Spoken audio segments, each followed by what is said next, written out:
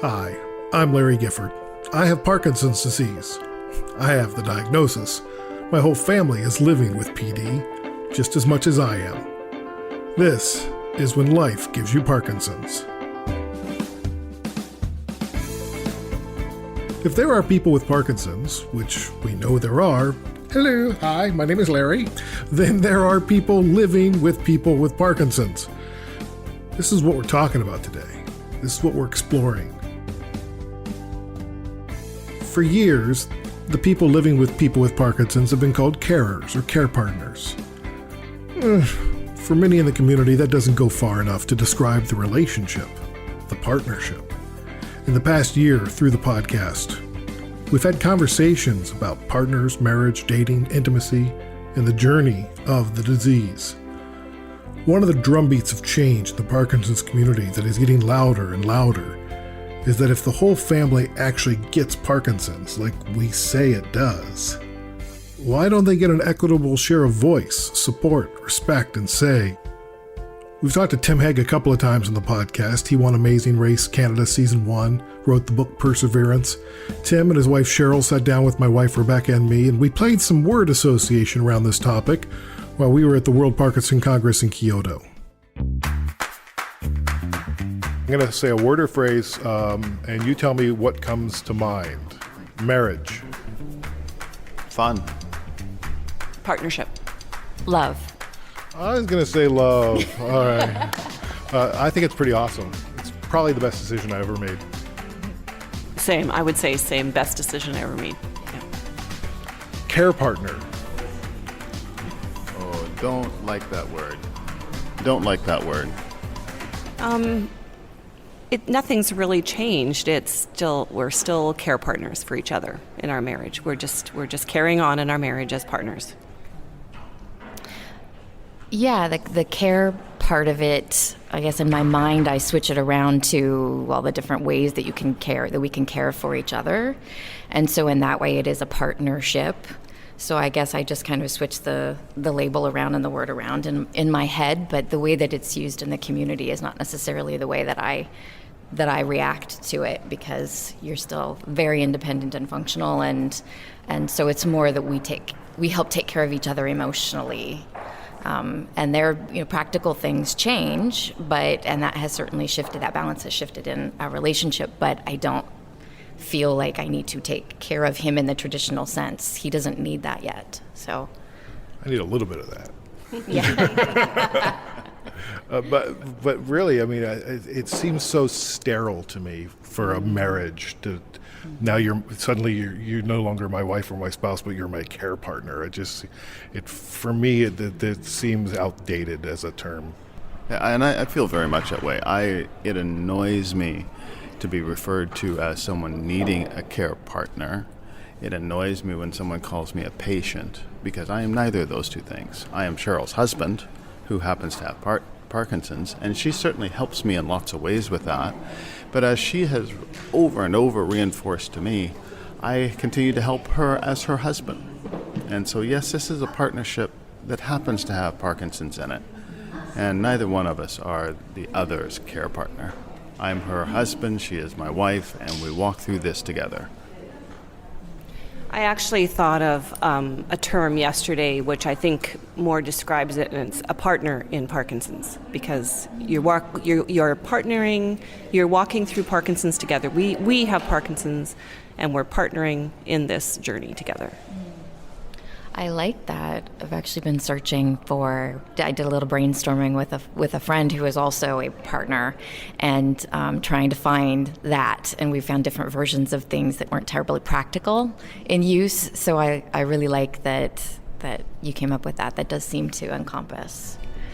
Because you're right, you're a partner in Parkinson's. You're partners, and you're equals and all of that. But then in this, considering the Parkinson's, you are also partners in Parkinson's because it is part of your life. So yeah, I like that.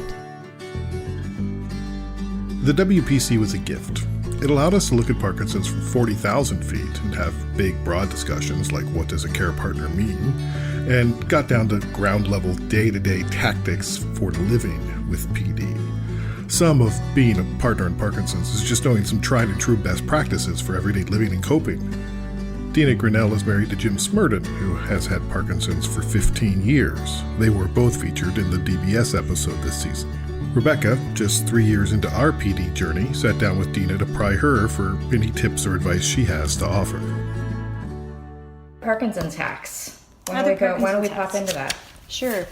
Yeah, so little life hacks that have helped us. So Jim was diagnosed with Parkinson's when he was 33, and so he's a young man generally, and had a lot going on. So we found that the first things that were really noticeable was that really limited dexterity in his fingers and hands, and then of course the sleep, sleep disturbance, inability to turn over in bed, and micrographia was one that was really problematic for him very early. What's that? Handwriting becomes very small. Sure. Yeah. Yep. And it's very hard for the brain to tell the fingers what to do. And those were the signs that I knew he had Parkinson's a couple of years before he was diagnosed, because they're so classic. But at any rate, so we had to start to divide and conquer on the areas where dexterity really mattered. And like I was saying, he was an incredibly fashionable guy wearing suits and buttons and ties every day, and eventually those had to go. Find a way to look professional, but don't rely so much on all of those doodads. And even footwear, I've noticed. I mean, he's got a great selection of footwear, but he more often chooses footwear that has a super smooth bottom because of the shuffle, and because so many floors will grab soles, right? Sticky soles, running shoe soles. But if you have a smooth bottom, he can maneuver himself around a lot easier. Yeah. So I think, his Crocs may not be deemed as fashionable by the hipsters, but they certainly allow him to move the way he'd like to. Well, then, and that kind of is counterintuitive if you think about it, because if you think you don't want to slip, because most people are thinking about slipping around and not wanting to, they kind of want that grab, or else they'll trip or whatnot. So it's completely different for him. Yeah, that's right. The shuffle is advantageous, and then that's where he needs to move. He hasn't had balance issues so much until very recently. Okay. And so that's starting to be a bit of a challenge. But yeah, there's that. And then we started riding our bicycles a lot more, because walking any distance is now really challenging, and it always was. And he didn't like it in part because I think the physical effort, but also because of the appearance of his walk. It's just difficult, and people wouldn't understand what was going on. So using a bicycle gave us a new freedom. We felt like kids again, because we both hadn't ridden much as part of our habit. But yeah, it made getting around town easy. And whenever we travel now, we will rent bikes and use that as our way to get around. And it's a huge freedom for him, even now. Can you describe his walk, how he walks now? Sure. I mean, walking now, he walks with a walking stick now, and that's been another good hack. He started using one, not because he had balance issues, but because he could use it as a metronome. And he was shown that using the walk as a kick device would ensure that he picked up his feet sufficiently to make the full step. And I think he really found that kind of a great tool when he started to use it. And he also found that people then identified that his walk wasn't because he was a drug-addicted freak. It was because something was going on that he needed a walking stick. And I think he found that signal also made him more comfortable with the way things were. Okay. Nowadays, walking is getting harder. He's got a lot more sort of dyskinesia in his upper body movement. So the shuffle and the kick and the challenge of moving one foot in front of the other, it's now exhausting. And so, you can go a couple hundred meters, but we walked about 8 kilometers one day when we were in Japan. Accidentally, we didn't realize the walk was nearly that long, and it was a challenge. Yeah. Yeah. Well, and I noticed that when we were walking, the first time I'd really seen Jim walk any distance, we were walking through the Kyoto airport. And luckily there weren't a lot of people around. And I don't know if he was particularly dyskinetic at the time, but he walks like he needs a lot of space around him. Yes. Because he kind of leans back and he goes forward, and he might take a few steps to the side to kind of regain his direction and everything. So Yeah, that's definitely a part of his day. Yeah. And like you say, it does cycle. People used to say to Jim, well, you're lucky. I mean, at least Parkinson's helps you manage your weight. Yeah. Wow. Really fortunate. That's right. Super. Super. Yeah. Yeah, I'll just bull-faced lack of awareness. Yeah.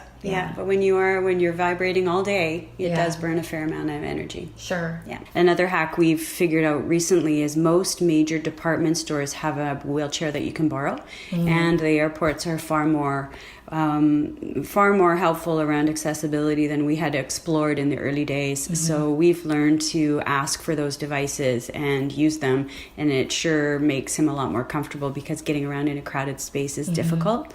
I also found in Japan when it was so busy and I would lead him through those busy areas. Here's another hack. Don't look at people. Because if you don't look at them, they look at you and they'll make way. But if you look at them, they expect you to move. And Jim can't move and respond to people behind. So I kind of have to swim him upstream through a crowd like that. And I found the not looking people in the eye made that a lot easier. Oh, interesting. It was very... I will try that because I tend to look at the people that I'm passing. I want to notice if they're noticing what's happening and if, right... Yeah. So, okay. I know we're Canadians. It's hard not to be acknowledging everybody, but give it a try. You gotta say hi to everybody, right? And then there's the seize the day piece. You know, it's not much of a hack, but it's also that you really do have to take advantage of the times and the abilities that you have. We didn't know so long ago that Jim would be doing as well as he is today. And so we're lucky. We've been able to travel. He was able to work full time up until this year, so 15 years of work. And he's still working, just not quite so much. But do the trips that you want to do. You know, buy the car that you want to buy. That was one for him too. Actually, he had to think about this. This might be my last car. What should it be?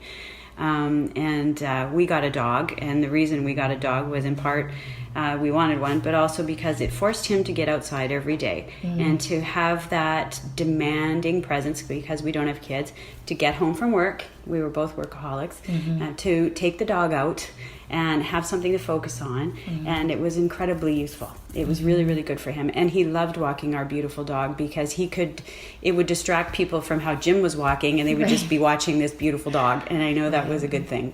Yeah. Well, dogs are natural healers, right? They just they know when you need help and you need a little emotional support. And so I imagine that was nice to have. Oh, definitely. Anything else you want to say about that? Oh, there's so many things we can say. I mean, a little bit of divide and conquer happens in every relationship, and it certainly happens when you have to assess and have a joking way to acknowledge, right? You know, play to your strengths kind of thing. Yeah. Because some days there's some things that Jim just shouldn't spend his time trying to do. And I feel fine about being the backfill. And then there's other times when I know it's going to take him 3 hours, but I ask him to do it because he's got 3 hours, right? But yeah, you really do have to be sensitive to that because certain frustrations aren't worth it. Yeah. If you can figure out how to divide the labor around the house a little bit more. Well, and it's still a partnership, right? Yeah. You never want to let that go. And if it becomes 90-10 on everything, except for him exercising or him working or, you know, whatever it is for him to take care of the Parkinson's, then it's not a partnership anymore. Yeah, that's right. So a little bit of tough love goes a long ways too. And I think that's part of the reason why Jim has continued to be as able as he is we haven't really discussed not. So. You never discussed We haven't discussed his inabilities. Oh, got it. Right? So you kind of pay attention and you know, but at the same time, we haven't said, oh, okay, maybe it's time for this or that. He can still do everything. Some things take him longer. Yeah. Thankfully, he's a motivated individual, so his interest in his motorcycles and his friends and so many different things that he researches, his work, cooking, like he continues to explore those interests, and I think that's really, really important. He has fended off depression, which normally goes with Parkinson's, I think fairly heroically, and part of that is by staying really active. Yeah. And he had led an active life before. Very. Right? Yeah. So he didn't give that up. He just had to compromise how he stayed active. Yeah, that's right. Yeah. And not expect so much. At the end of a day now, an 8-hour day, he's wiped. Yeah. You know, and reasonably.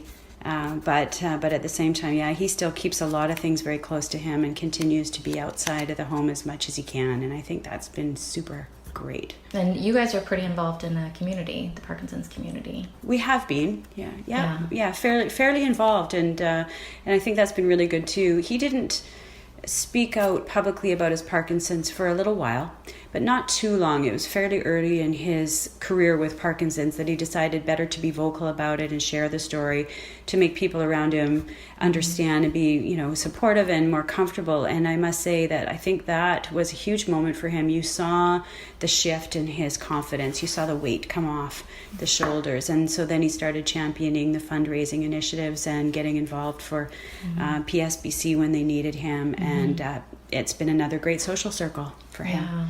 Yeah. I think community is a hack, and that doesn't always come naturally. I'm pretty introverted, and community has never been... It's one of those things where, like, I get it. I value it when I have a community. I appreciate it. But I never sought out a community. I never saw it as part of my well-being or self-care or personal growth or anything like that. And this has been a wake-up call where that's concerned. And I found this community in particular to match me pretty well as far as general personality and sense of humor and edginess and all of that. It feels very comfortable. It's very welcoming, very easily. Like you're immediately welcomed into the club. There's no discerning or checking you out or, all of that stuff that comes with some of the baggage with other communities and groups and things, right? It's just kind of like, oh, you're one of us, come on in. Yeah, Welcome. I felt the same. I felt the same kind of welcome. You're absolutely right, and I think I am probably more like you when it comes to the breadth of a social circle and building community. Whereas Jim makes a good friend out of absolutely everybody he meets. That's his natural style. Yeah, and I envy that. It's one of the things I love about him. But yeah, I think you're absolutely right. There's nothing, I think, more destabilizing than not having an outlet where you can share, and he does. And he has wonderful friends who are willing to talk about this, which is also, I think, really great. Yes. Yeah. The intimate friendships. Yeah. Absolutely. Dina mentioned that sometimes being a spouse of someone with PD means tough love. I talked about that with Jimmy Choi, who you might remember from American Ninja Warrior. How's Cheryl adapting to being a care partner? She is my greatest cheerleader. And I think she has taken on the role like a champ. I mentioned that we both were learning back during the time when I opened that pamphlet. We both started learning, and she never stopped educating herself about the disease. She's always looking from a care partner's perspective, things that she can be doing for me or shouldn't be doing or should be doing for me, right? And I heard her talking about this with other people, that with other advice that she's given to other caregivers. The tendency for caregivers is to help their partner with everything, right? Oh, here, let me cut that steak for you, or here, let me help you tie your shoes, or let me help you do this and that. But Cheryl's attitude is, you know what? Jimmy's a big boy. Let him try it. Let him fail, and let him ask for help, okay? Because if I didn't try things for myself, again, going back to the attitude of, if I didn't try for myself, how do I really know that I can't do it if I don't try for myself? And every day is different. Like there's one day I can't open a pickle jar, but the next day I can. Yes, absolutely. And that's why, you have to, as a caregiver, and I hear her talking about this all the time, she's like, just stand back, have patience. You got to have patience, because people with Parkinson's will move slower than anybody else. And then if you have someone as stubborn as Jimmy, I will keep trying until I absolutely fail and finally ultimately ask for help.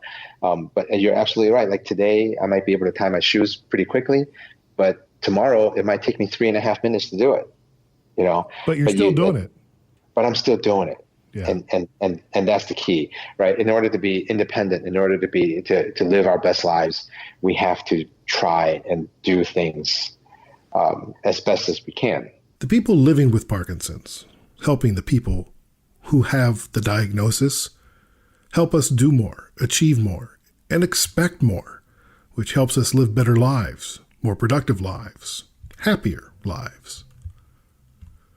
For partners or carers or spouses, Parkinson's can be a third wheel in a relationship, but it doesn't have to drive a wedge.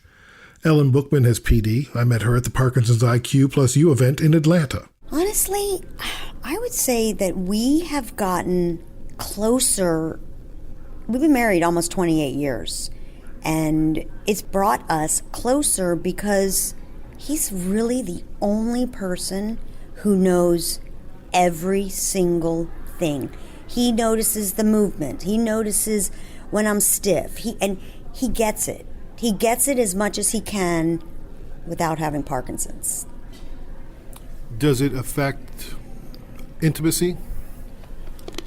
No. I mean, we're best friends, and I met him when I was 23 years old, and we've been together. I'm 54 now, and our friendship and camaraderie and intimacy is all built around just us having now a life together with the new normal. Which is not always easy to navigate.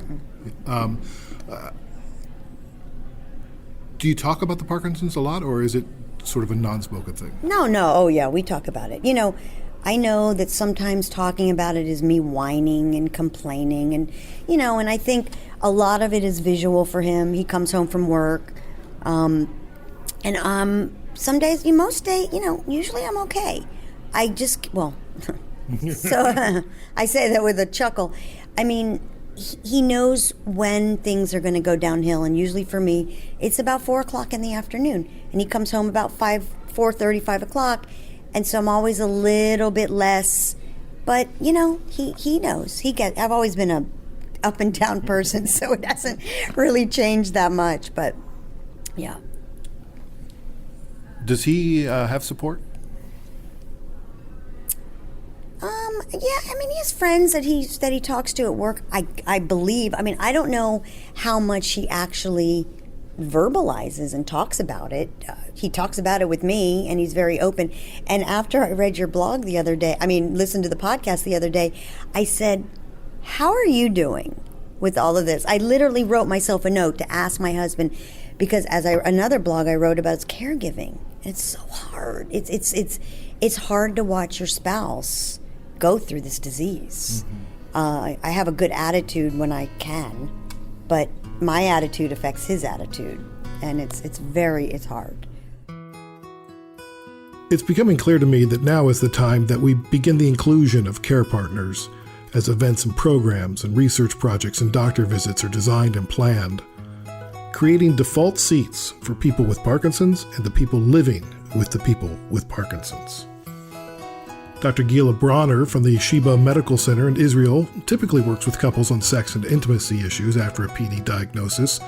She believes it should be a partnership where you are caring for each other. I think that all the time we treat people with Parkinson and we forget the caregivers. We need the caregivers. We need to think of their health, of their physical and mental health, of their needs, even for the needs of intimacy, like when they have done so much during the day, maybe a good foot massage or shoulder massage, or just making them a cup of tea when they come home. We have to care for them because they have such an important and efficient job in caring for this disease. When was the last time you said thank you to those who help you, smiled when they came in the room, offered gratitude for tough love, or thanks for a helping hand?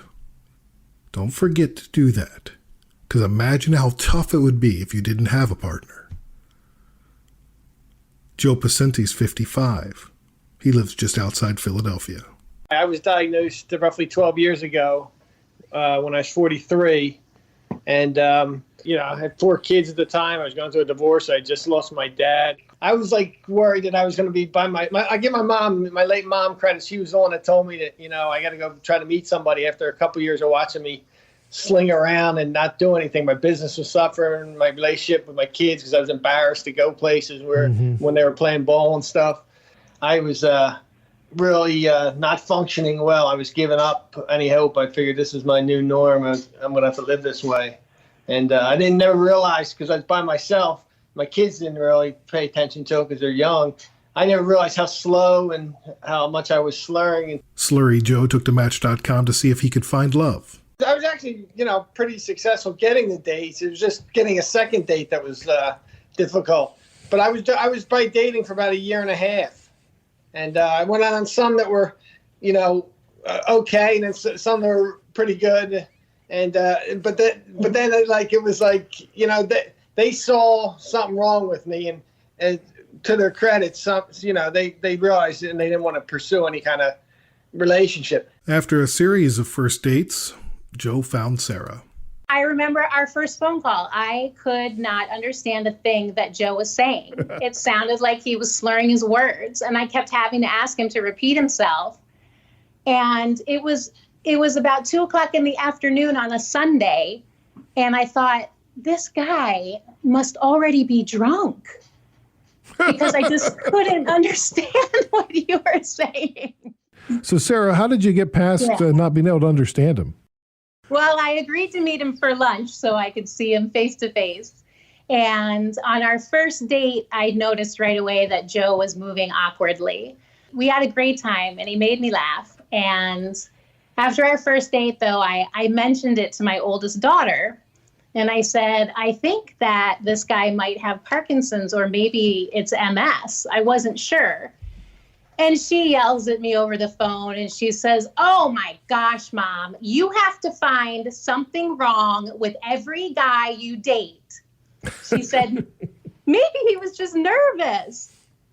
But I didn't think that Joe was just nervous. And the reason why is because my uncle has had Parkinson's disease, and I think he's pushing about 30 years now with it.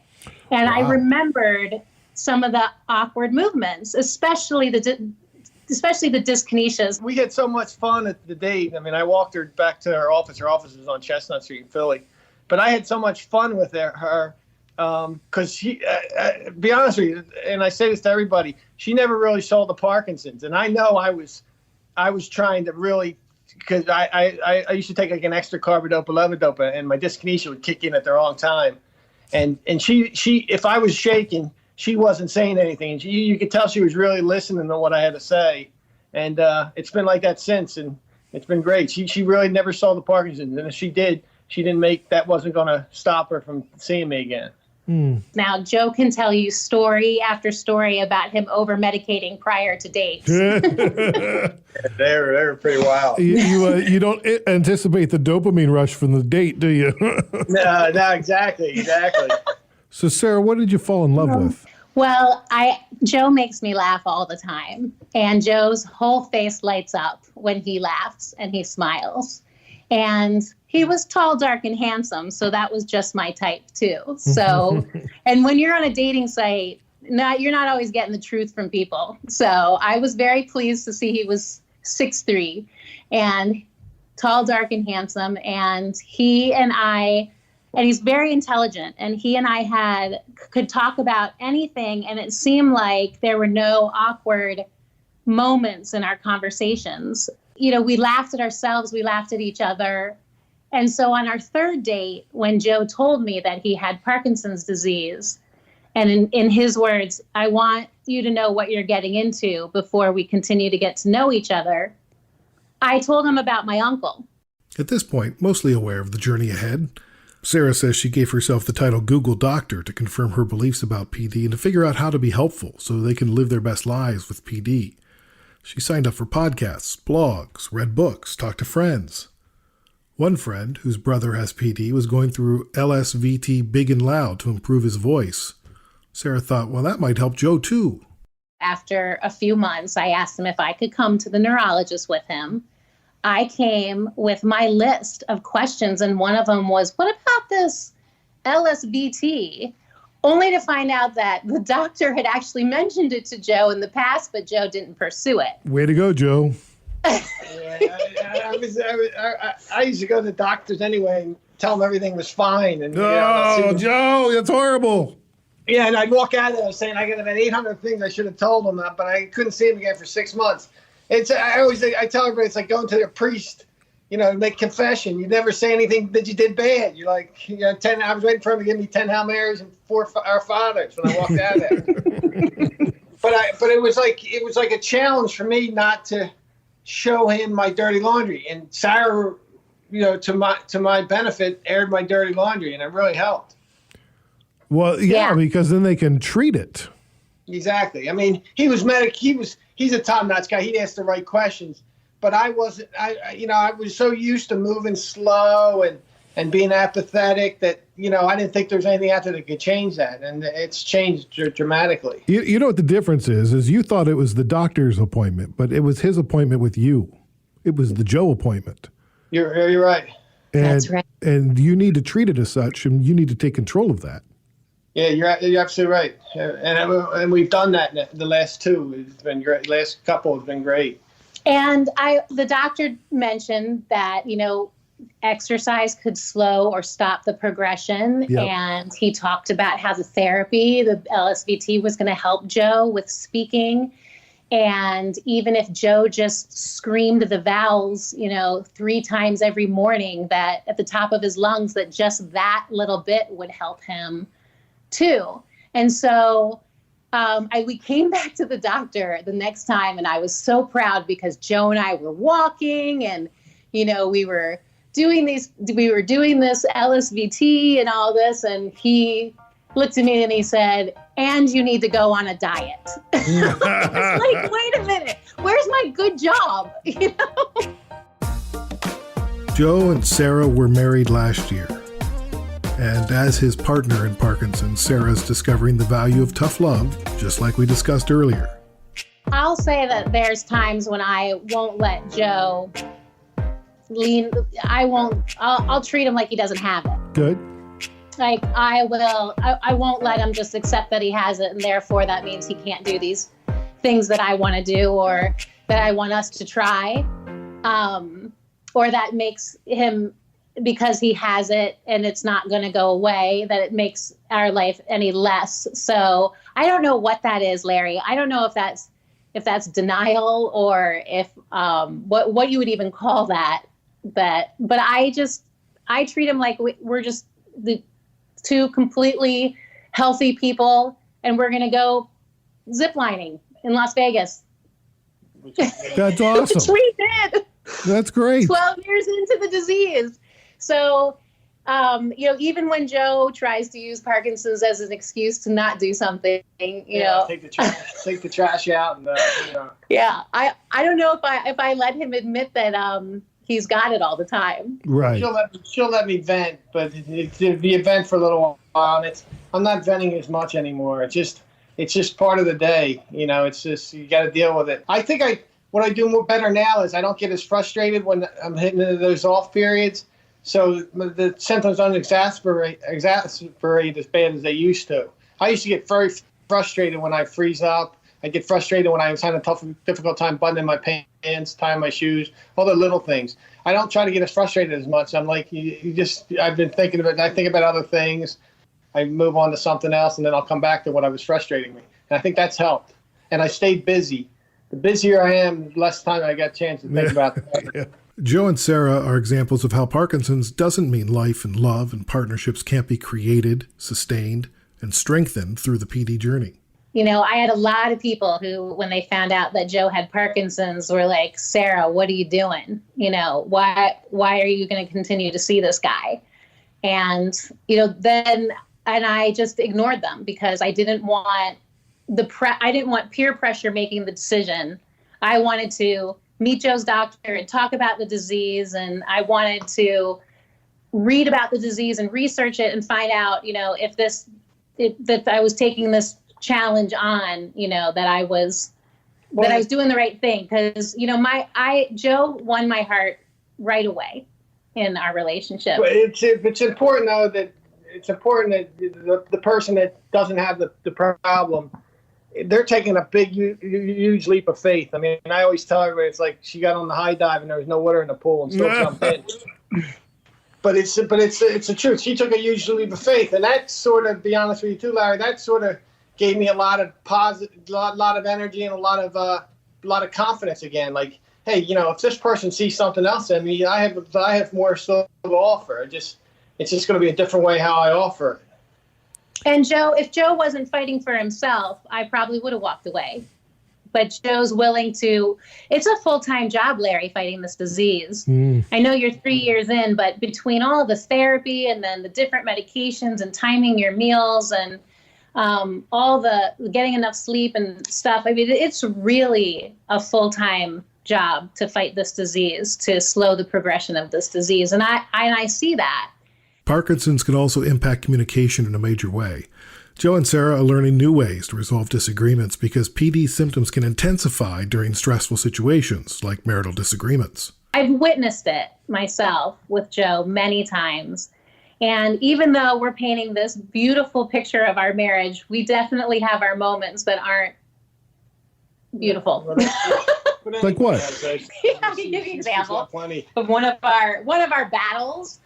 That we'll have over something, and I'm stubborn and he's stubborn, and we'll yell, and then I decide I'm going to give him the silent treatment over it, something like that.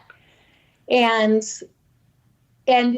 I will say that it's different from my first relationship. I could carry out that silent treatment for days because you didn't see how it impacted the other person.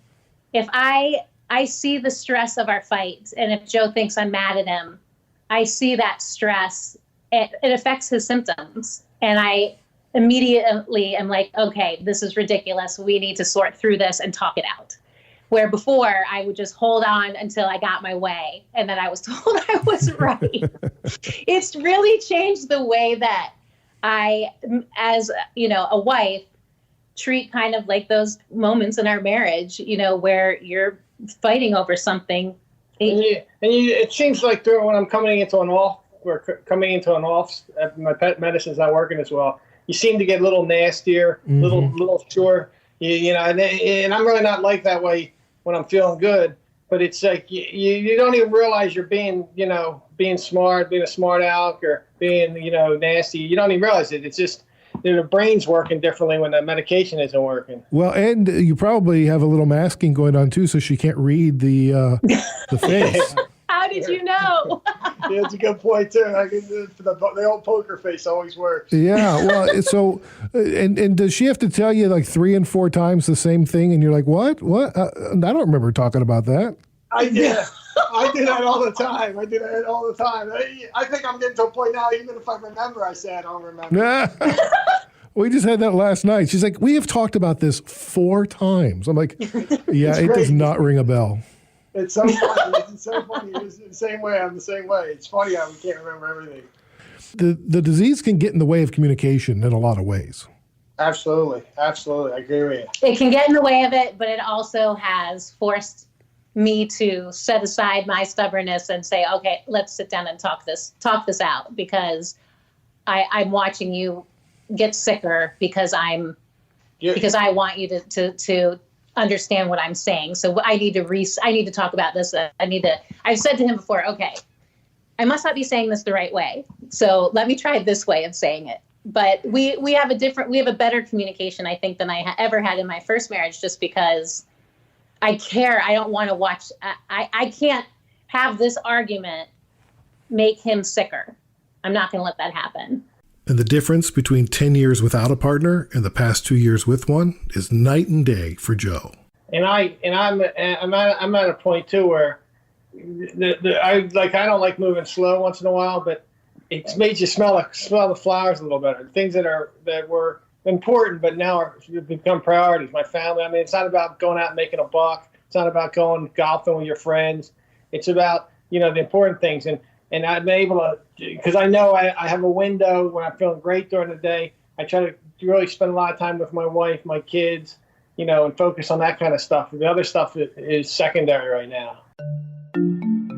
As the disease restricts my ability to empathize, to care, to be concerned at times, and as this degenerative neurological brain disorder causes disorder in my brain, steals my thoughts and my voice, I know Rebecca will find clarity and might in putting pen to paper, invoking the compassion of Kuan Yin, and will words that will strike like lightning and reverberate like thunder. 2 thoughts. How lucky am I? And B, what are we waiting for? The PWP, the people with Parkinson's, and the community of health professionals and researchers and neurologists and therapists, we need to recognize the important role the people living with people with Parkinson's plays. They should be included with an equitable voice in everything we do. And now, as we often do, let's catch up with my partner in Parkinson's, Rebecca. We are taking a little nature walk on Father's Day. We're not walking, but we're sitting.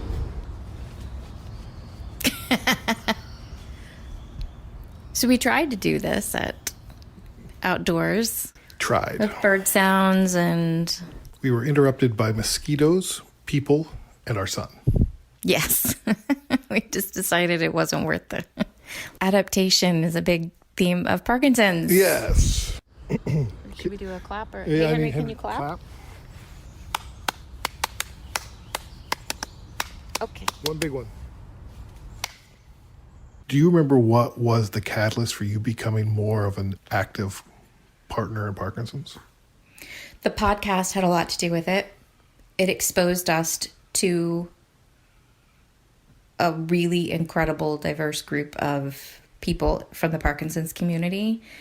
And I started to feel part of that and committed to that in a bigger way than just for your well-being and our family's well-being. What really clinched it, though, was WPC in Kyoto. It was so encouraging, and I only went to one day. It was all about what can we do? What are the possibilities? What's going really well? Where are the opportunities for us all to get involved and support each other? So I felt really empowered after that and felt like I wanted to get more involved, and that's when I started proposing the creativity writing workshop that I had done for other organizations, doing that within the Parkinson's community. Do you find it difficult to find people that you can relate to who are also partners in Parkinson's? I can relate to everyone who is a partner in Parkinson's at some level, because there are similarities with our experiences, period. We all understand the nuances and complications of that, and to a large degree, the benefits of this experience and having this in our lives and for our families. Finding people in a similar practical situation where they understand those kinds of specifics, nuances with parenting younger children and dealing with a person the person with Parkinson's is still working full time or working a lot or very busy.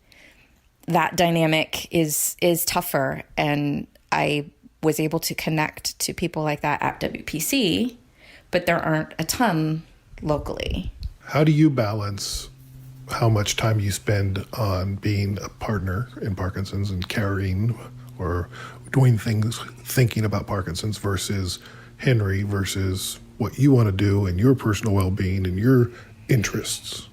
Oh, not very well most days. To be honest, it's always on my mind and my intention is always there. Some days I do it better than others.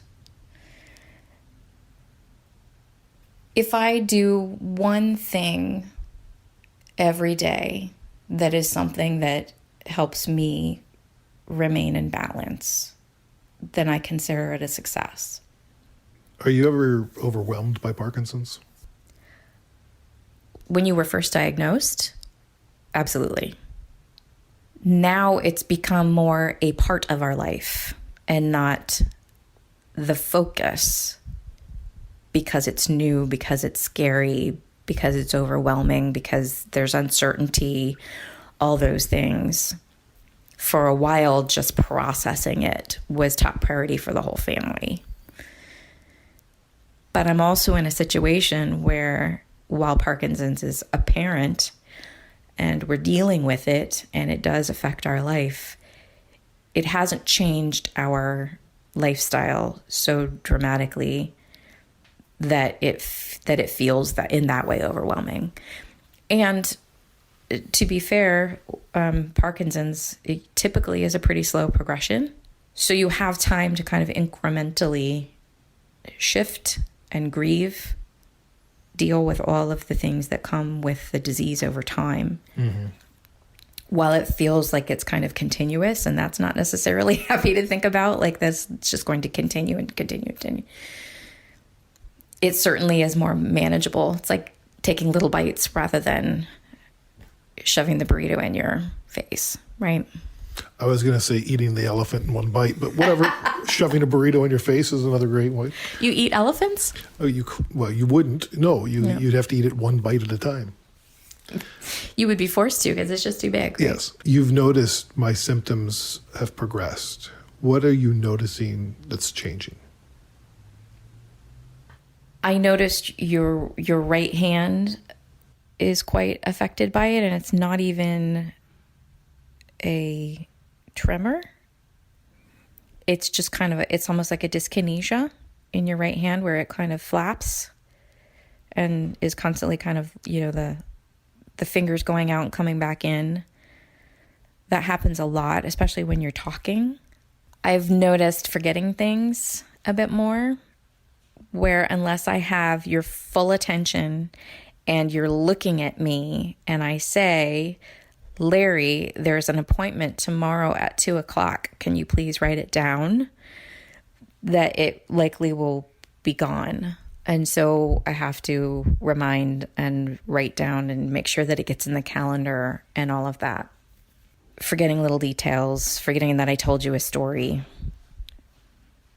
It just kind of, it goes away because, and correct me if I'm wrong, the way you've described it is you, if you're juggling too many things in your brain at the same time, one of them has to go. And the new information is often the one that goes because you were already focusing on something before I started to speak.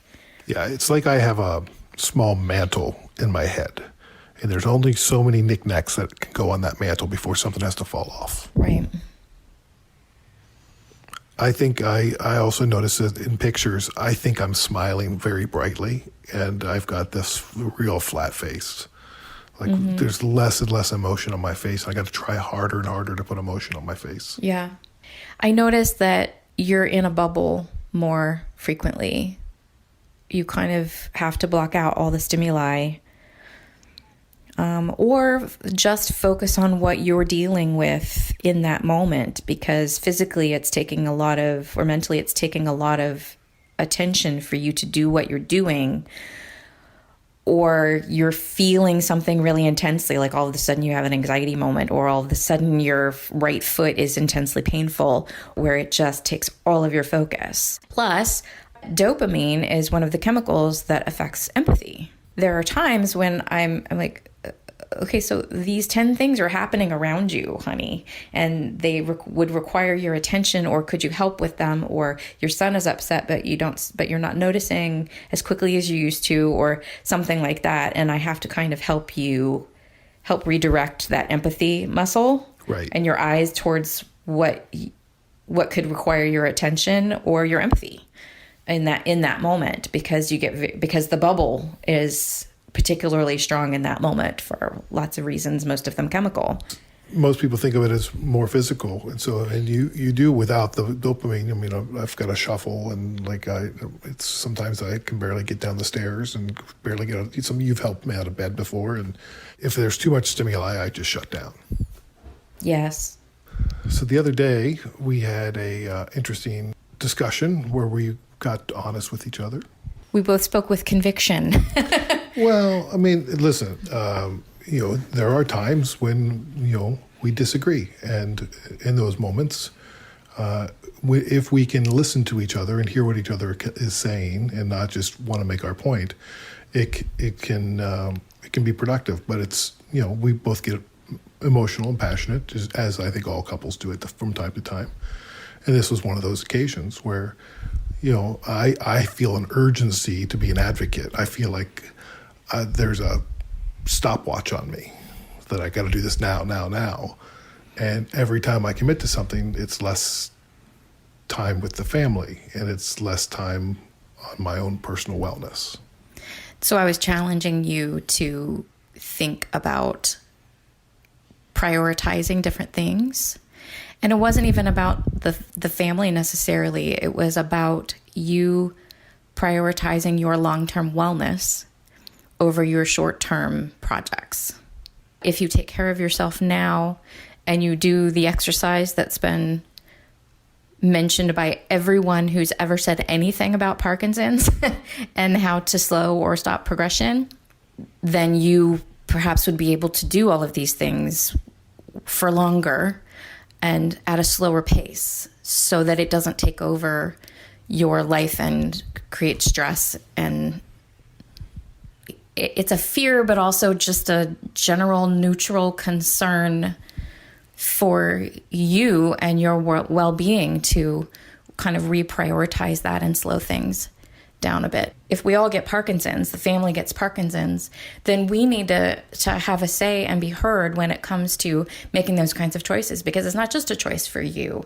You are ultimately in charge of that choice, but your choices are affecting how many years we have where you can be relatively active and travel and do things with your son and be around and be present in your son's life as he goes through these really formative years. He just turned 11 years old. He needs his dad. You're an excellent model for how to be a great human being, but also how to kind of navigate the world as a man. And I want him to see you in full form and have that model the way that I see you and the way that you're modeling it now. I'd love for that to continue as long as possible so that you can be present for all of these things and be part of these decisions. Well, and I think I'd never thought of it that way, as much as I'm saying, hey, if you're planning a conference, you should do this, and if you're starting a research project, you should include the partners in Parkinson's voices, and then I'm telling everybody at the end of every podcast, you be sure to exercise, and there's one finger pointing at you, and there's three of them pointing at me, right? And it's I'm not doing it, and you don't have a say in it, and my doctors don't really have a say in it. It's all up to me, and I have to choose wellness if I want to be well, and it is a choice. I can choose to take on more projects. I can choose to get up in the morning and walk around the block. You have to be a little bit more careful about your balance, your life balance there, and wellness balance. There's a big mental hump around exercise for me. Always has been. But if I look at myself and the exercise that I'm going to commit myself to doing over the course of time as a project, as something that I can report on, as something that I can, however I need to position it for myself, I need to do that. Yeah. And I've not done that recently. Well, and as a partner in Parkinson's, that's why it's frustrating to see you not choosing your physical and mental well-being, because down the line, it's Henry, it's me who will be most affected by you not being well, or progression speeding up, or you not doing everything that you could, or at least this one main thing that you could to manage that and be well for a longer period of time. The idea of the person living with the person with Parkinson's, or the partners in Parkinson's, or whatever we land on for what we call you. Like Cheryl said eloquently in the beginning, they're partners, they're in a marriage, they're spouses, first partner, and Parkinson's is part of that. It's an element of their relationship, but the marriage exists, our marriage exists separate from Parkinson's. Parkinson's is just one aspect of what we deal with in life. Some people say people living with Parkinson's, not diagnosed with Parkinson's, but people living with Parkinson's. So the people that are in the house that don't have Parkinson's are people living with Parkinson's. Yes, but what about the person that their daughter is taking care of them? I don't know. I don't know what the answer is for what to call I think we'd just call you guys amazing. I'll leave it at that. Hi, I'm Larry. I'm a PWP, and this is my amazing Rebecca. The amazing Rebecca. Done. Next. T-shirts. On the panel today, we have Dr. So-and-so and Professor What's-Its-Face and the amazing Rebecca. Thank you for being my partner in Parkinson's. Thank you for being my partner in Parkinson's. And I appreciate everything you're doing for the community, too. Thanks. I love you. I love you.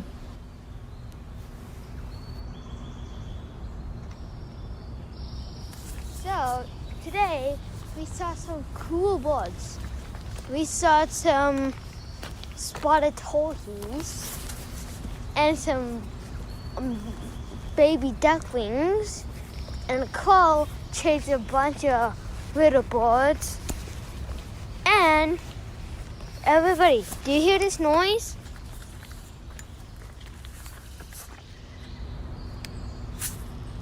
You hear it? That's a sound of a woodpecker or a hummingbird. And we saw a heron. Heron and a bunch of slugs. This episode just scratches the surface as to how important and interwoven our spouses and partners are in the Parkinson's experience. They understand the lived experience. They see the devastation of this disease. Hopefully the next time you're at a Parkinson's charity board meeting, a Parkinson's event planning committee, starting a Parkinson's research project, or putting together panels for a Parkinson's conference, you raise your hand and you ask, what about the partners in Parkinson's? Who's speaking on their behalf? The people living with the people with Parkinson's, where are they? And keep asking. And keep asking. This is When Life Gives You Parkinson's, a Curious Cast podcast, written and produced by me, Larry Gifford. Our story editor is Dila Velasquez, and our sound design by Greg Schott. The presenting partner of When Life Gives You Parkinson's is Parkinson Canada, parkinson.ca. One of the programs Parkinson Canada offers is a confidential information and referral line, so if you have any questions at all, don't hesitate to reach out to info@parkinson.ca or call toll-free 1-800-565-3000. Parkinson Canada colleagues are there for you. They're great listeners and can answer questions on a huge range of topics. Special thanks to Tim and Cheryl Haig, Dina Grinnell, Ellen Bookman, Dr. Gila Bronner, Jimmy Choi, Joe and Sarah Pacenti, and my partner in Parkinson's, Rebecca Gifford. Special thanks also to our promotional partner, Spotlight YOPD, the only organization in the world with the singular focus of raising awareness of young onset Parkinson's disease. You can find them at spotlightyopd.org. And in the U.S., Parkinson's IQ Plus You. This is a free series of Parkinson's events from the Michael J. Fox Foundation, designed to educate and empower people with Parkinson's and their partners. Some of these events have been postponed due to COVID-19 to 2021, so you can go to michaeljfox.org/PDIQ to look at the rescheduled dates. Speaking of future dates, in 2022, June 7th to 10th, it's the 6th World Parkinson Congress being held in Barcelona, Spain. I am an ambassador for the next World Parkinson Congress. The last one in Kyoto, Japan, was just simply life-altering, amazing, eye-opening. Lifelong friendships were made. I know more about Parkinson's than I ever thought I'd want to know. I can't say enough good things about it. I hope you can make it. It's the only totally inclusive scientific conference that opens its doors to people with Parkinson's and families. Rebecca, Henry, and I will be there. You should join us. Learn more at WPC2022.org. Thank you for listening, not just to this episode, but for the last 2 seasons. This is the final episode of Season 2. Please take a moment to subscribe to this podcast on Apple Podcasts, Spotify, CastBox, or wherever you listen to podcasts. While you're there, give the show a 5-star rating and be sure to share in the comments why you recommend listening to the podcast. We'll be back with more episodes of Season 3 in September of 2020. In the meantime, engage with us on social media. It's at Parkinson's Pod at Facebook, Twitter, and Instagram, or email us at parkinsonspod@curiouscast.ca. Keep positive, keep exercising, keep listening. We'll talk to you next time.